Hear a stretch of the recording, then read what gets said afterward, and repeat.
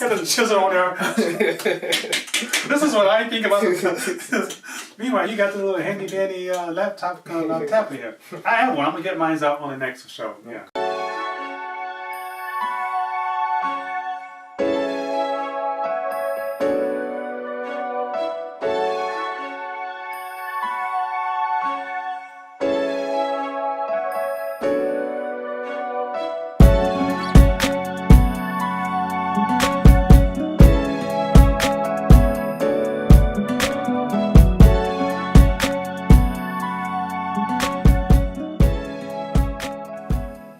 Hello, welcome back to Indie Film Screenings. I'm Jerome Lee Brown with my host of the day, Mr.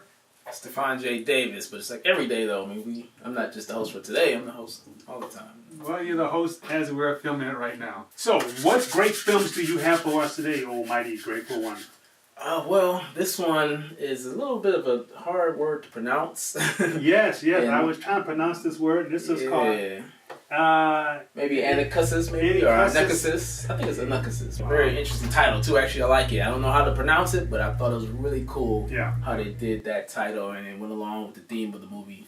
I thought that was excellent. I like the whole film because it was done in black and white. I'm now starting to learn and appreciate and embrace black and white film because I really was not a big fan of black and white film, not too much.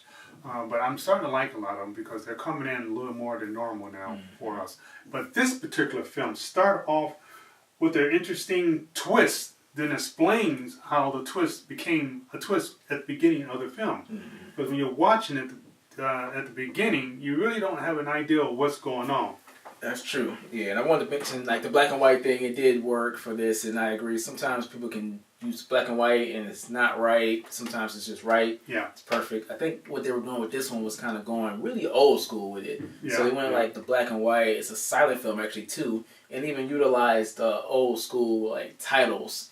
When you think about the silent films from way back in the day. I agree with you. You know, what they didn't have those little words up there with the little background to it and stuff. So I think that's really what they were kind of going for. And it was unique. I don't want to spoil it, you know, because they did kind of let it unfold nicely. But I think what they did with that silent film and the black and white everything was really excellent because it had a lot of purpose to it. It wasn't just a silent film to be a silent film. It wasn't just a black and white film to be a black and white film. But it kind of integrated all those things to make it, and I don't want to spoil it, to make it why it is what it is. I like the part, like you were saying, about the subtitles popping in from the old 40s and 30s and 20s style of the film. And by reading the subtitles, helps you explain the movie a little bit more. Although they're quick and short and brief, you know, there's not a lot of long, drawn-out titles, but it gives you an idea of where they're going about it. But when you see the film, you'll understand why they did it that way. You understand the film, why it was shot the way it was shot, and why they use black and white. I have an idea why, but at the same time I don't understand why. But it's kind of those funny, strange mixed understanding how they did it. Why you know, for a filmmaker, you never know for sure because I've seen plenty of filmmakers use black and white because it's easier, right? You don't have to do the color correction and all those kind of things. So sometimes it's just a way to be a little on the lazy side. I think they deliberately used black and white for this one, in my opinion. I don't know what to talk to the filmmaker, but I think they used it because they wanted to continue that whole 30s and 40s type of theme of black and white silent films. But then, like I said, put that unique twist to it, though. Well, the film itself was pretty well done. I thought the whole idea of the whole film was a very creative way of getting people to appreciate and understand filmmaking, but at the same time, let people be aware of the situation that the film was about. Yeah. And they did a good job. I'll make some notes here. I know that particular shot I mentioned in my notes. What I thought about was that I really liked that first shot, and then it came back to that shot later on. And so it was a unique way of composition and framing to create that kind of backdrop behind her. You see some kids running around playing. And at first, I'm just like, okay, you know, that shot's okay, I suppose. And they use it later on in the movie. And really, at that point, made a whole lot of sense why they did it. And it really just brought you back to that first shot, which I think is always a unique kind of move to do. Yeah. Now, I did feel like they held a little too long because she really was like, I'm not sure what she was doing that second time around when they brought the second time when they were all the kids were out playing and stuff, and she's facing towards the camera. She's yeah, digging I'm around or glad something. yeah. I don't know what she's looking for. But when I saw that, you're right about that. The other thing about the film I didn't quite get, but I understand why they brought it. I understand a lot of things about this film. Why they chose not to have any music to a certain point. It explains what the movie is about. I'm trying not to give the movie away, but at the same time, we may have to give the movie away. It was very, very silent type of film. Yeah, it's a very silent film, up to a certain point. And the music kicks in when he explains to you what happens.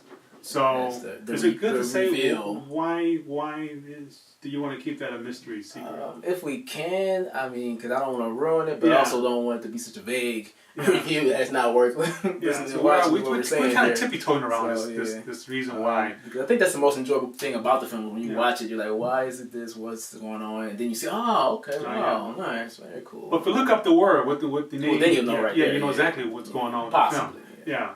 But I thought the film was a pretty decent film. I mean, I think I have some notes here too.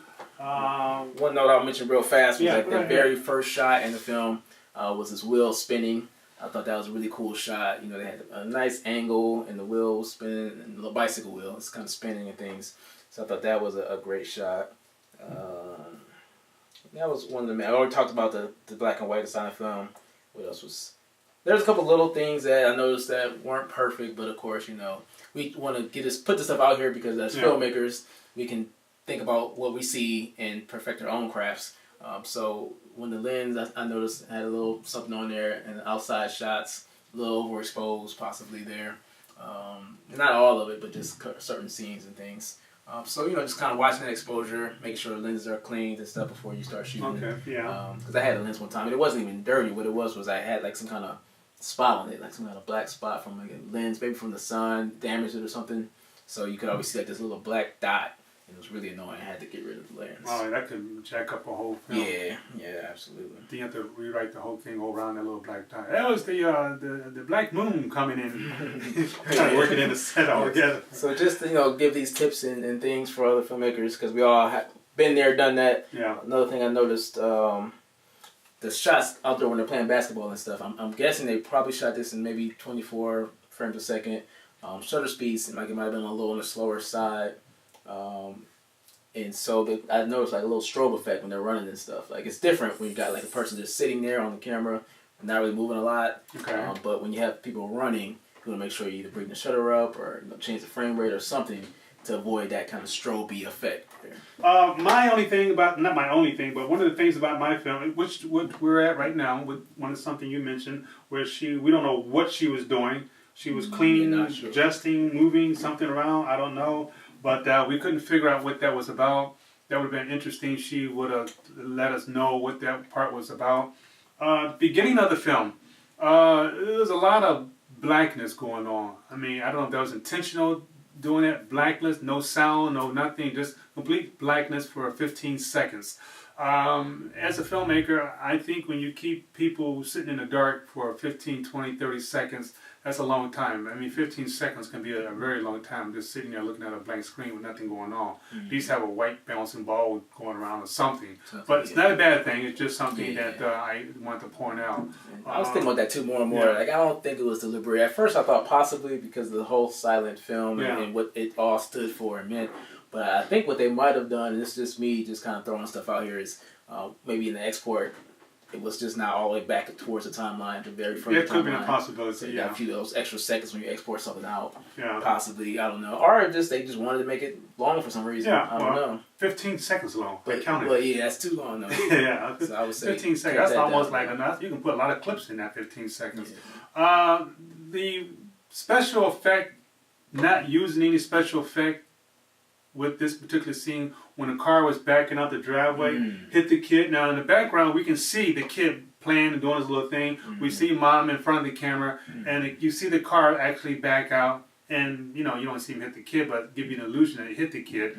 Now, I thought that was a pretty good trick photography, a way of not moving cameras around without using special effects, the old-fashioned way, by using the body to hide what really took place. So I can to my best knowledge, I'm going to assume that the kid was hiding behind the body, and when the car backed out, the kid probably moved out the way or something. I'm not giving away any top secret. But put it all together, the car backed out, gave you the impression he hit the kid, and I thought that was great. Oh wow, what a beautiful way of doing a special effect. Yeah, and actually that's what I was talking about earlier. I just didn't want to mention the details quite yet. I wasn't sure how to go about it, but that same okay. No, that's cool. that same shot there is what you see in the beginning. So I thought that was kind of cool that they used that same kind of shot for the composition, and like you said, kind of using that to block it off to where you can't really see the kid get hit by the car. Yeah, excellent, because like you say, you sometimes don't have the budget for all those extra special effects and all these kind of crazy things.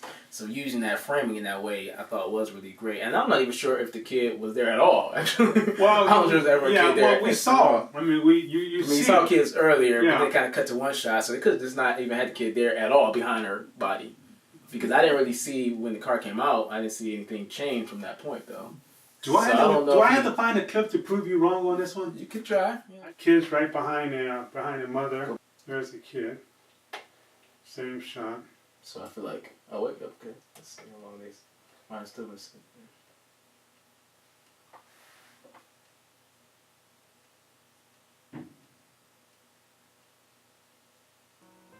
So the kid's gone now. Yeah, that's what I felt like. I just felt like it was like the kid was gone. Like, oh, I knew he was gone. I just thought it was pretty cool how they didn't stop or cut away or nothing. Yeah. Yeah, I see what you're saying. Yeah. So he's still back there. Camera's still rolling. No cutaway scenes. No cutaway shot. And the people saw the kid still back there. And you're like, oh my gosh, the kid is still back there behind mom. Here comes a car rolling down the street here. And then all of a sudden, the car stops just right behind where mom was standing, where the kid was standing. One continuous shot. And gave you that illusion that now I'm going to assume that the kid probably moved closer towards mom, out the way. Yeah, so he has no choice to go. Yeah, probably up. Did a good job of blocking everything off. So it seemed like it probably came up that way. Yeah. Yeah, I'm going to assume that the kid probably walked towards her. He can be out the way, out the camera way, out the angle and everything. And then there's a shot, cutaway shot, put everything back together again. So, but yeah, shot well done, angle well done, and a way of saving time and editing and everything. Job pretty well done. I thought that really stuck out more for them in this particular film. So, with anything being said about this film, you have to add on to? I think that was it. I think from beginning to end, it was definitely pretty cool. Did a good job with it. I think that twist towards the end, revealing why things played out the way they did and things was great. Yeah, I thought it turned out pretty decent, and you can see that the mom is explaining to the detectives or the family child protecting group. When your kid gets hurt like that, you're going to have some people come by looking at you, want to interview everything. And that's what she's doing right now, explaining to them what's going on, what happened, how it happened. So, this was a really great film, and I thank you very much for sending that in to us. And we hope that you have other footage you want to send to us. We'd be more happy to look at them. Absolutely. Thank you. Thank you. You also got something else to say? No, that's it. Thanks for watching. All right, we're out of here. See you later. Yeah, you got a remote control, man. Yeah, I should hook it back up, but like I said, that battery, man, I'm trying to preserve it.